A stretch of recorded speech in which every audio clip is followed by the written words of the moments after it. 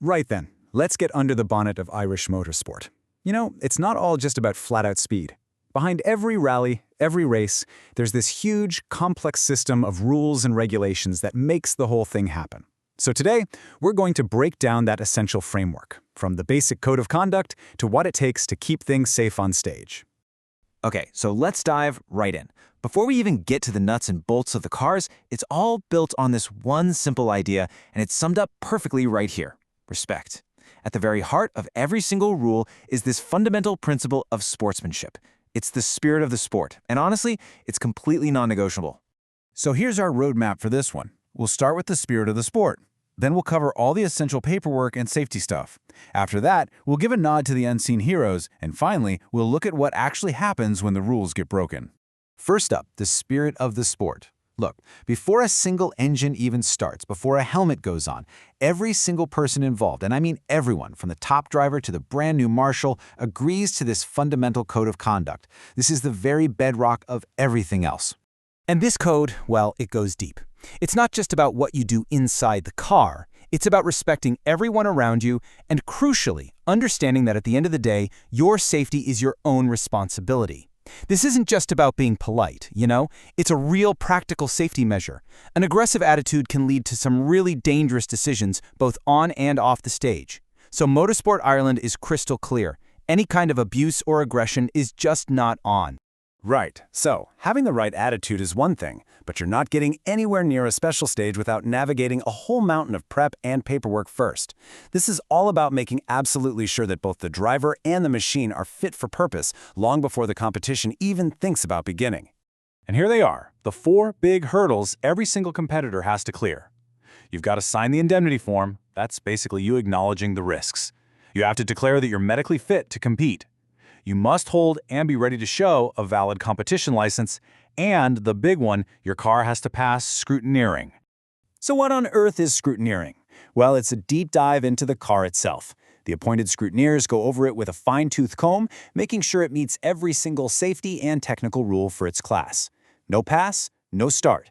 It really is as simple as that. And this isn't just about being fair, it is a vital safety check for absolutely everyone involved. And the layers of organization, they're just immense. Once a road is closed for a stage rally, a whole convoy of official cars runs through before any competitor does. For a national event, you've got your safety delegates and stewards.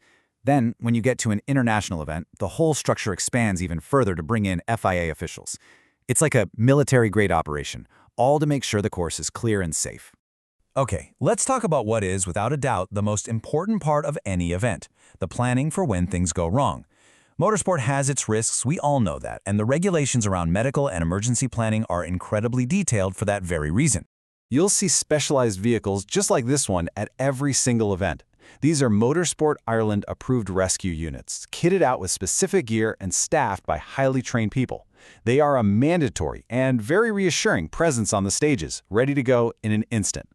And the standards for that medical care? They aren't actually set by Motorsport Ireland itself. They're governed by an external body called PHECC, the Pre-Hospital Emergency Care Council.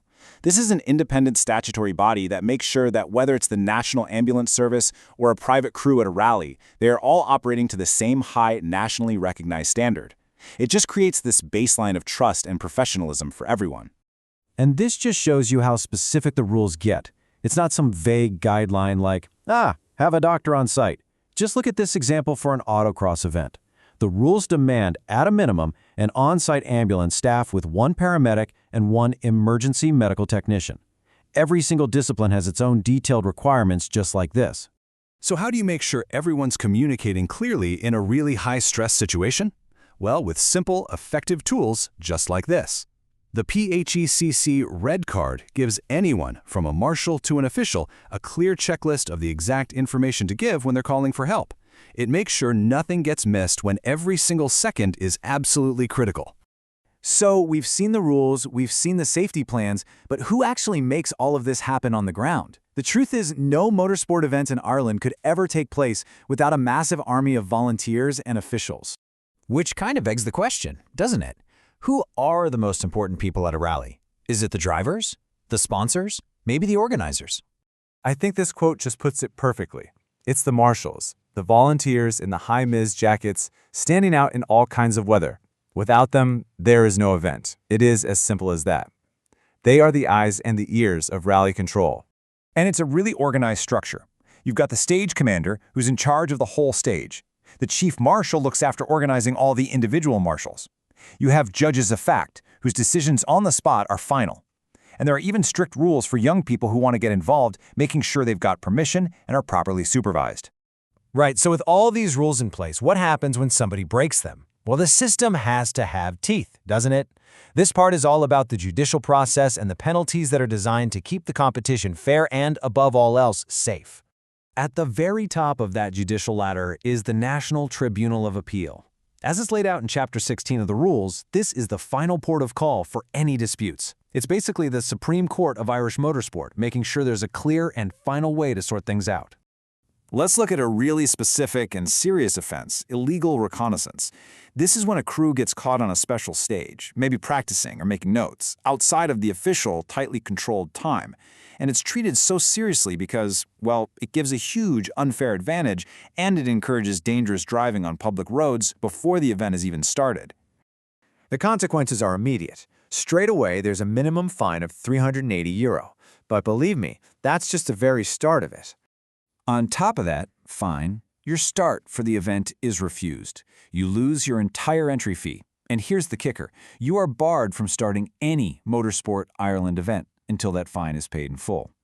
A report also gets sent up the chain for another look. It's the kind of breach that can pretty much end your season right there on the spot. So, as we start to wrap this up, it becomes pretty clear that this is just a massive, interconnected system. It's a whole world of regulations, staffed by dedicated volunteers and professional officials, all pulling in the same direction. It's the invisible structure that lets the amazing spectacle of motorsport happen in the first place. Which really just leaves us with this final thought. Are all these rules and regulations just a load of bureaucracy? Or are they the essential framework, the very chassis that allows the powerful engine of Irish motorsport to roar at its absolute limit while keeping everyone involved as safe as they can possibly be? I think the answer is pretty clear.